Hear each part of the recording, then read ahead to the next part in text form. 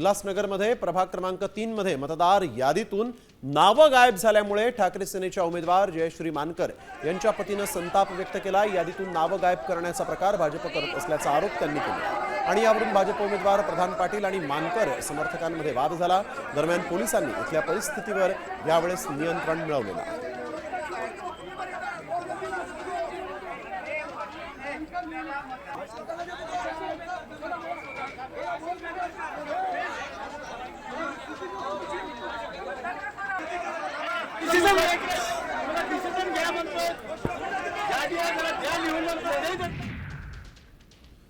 तर उल्हासनगर पॅनल 20 मधील ज्ञान अमृत विद्यालयातील एक प्रकार समोर आलाय।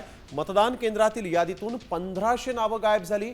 महानगरपालिकेने दिलेल्या यादीत ही नावं होती। आमदार बालाजी किणीकर यांनी यावेळेस अधिकाऱ्यांवर संताप व्यक्त केलाय।